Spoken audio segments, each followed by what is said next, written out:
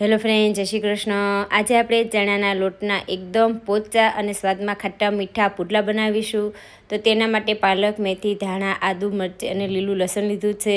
4 વાટકા ચણાના લોટને ચાળીને લેવાનો છે। તો તેની સામે અડધા વાટકા જેટલો આપણે રવો એડ કરશું। રવાથી પુડલા એકદમ જાળીદાર બનશે। હવે આ પુડલા આપણે છાશમાં બનાવીશું।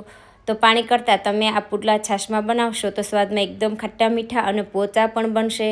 તો જેમ જોઈએ એમ છાશ એડ કરી આ રીતનું એકદમ પતલું એવું બેટર બનાવવાનું છે। જેમ પતલું બેટર હશે એમ પુડલા એકદમ પતલા બનશે।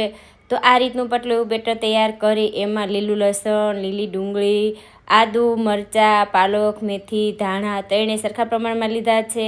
હવે 1 ચમચી જેટલા અજમા લેશું। સફેદ તલ એડ કરીએ, હિંગ, હળદર, લાલ મરચું, ધાણા જીરું, સ્વાદ અનુસાર મીઠું, બધી વસ્તુ બરાબર આપણે આ રીતના મિક્સ કરી લેશું। તો આ રીતનું બેટર થવું જોઈએ। તો આ ચણાના લોટનું બેટર તૈયાર છે। કોઈ પણ પેન અથવા આ રીતની નોનસ્ટિક પેનમાં કોઈ પણ પેનમાં તમે પુડલા બનાવી શકો। તો નીચે થોડું તેલ એડ કરી અને બેટર એડ કરી અને પાથરી દેવાનું છે। તો તમને જે રીતે પાથરવું ફાવે પુઠ્ઠાથી, ચમચાથી, તાવીથાથી એ રીતે ફેલાવી દેવાના છે અને પુડલાને બંને સાઈડ આ રીતના શેકાય એ રીતે એને શેકી લેવાના છે। પુડલા તમે કોઈ પણમાં બનાવશો એકદમ સરસ ઉઠલી જશે।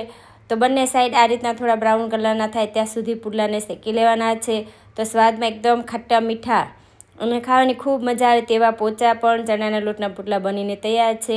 તો તેની સાથે ગ્રીન ચટણી અને આ રીતનું દહીં મળી જાય તો ખાવાની ખૂબ મજા આવે। તો એકદમ ખાટા મીઠા પુડલા તૈયાર છે, તમે પણ બનાવો।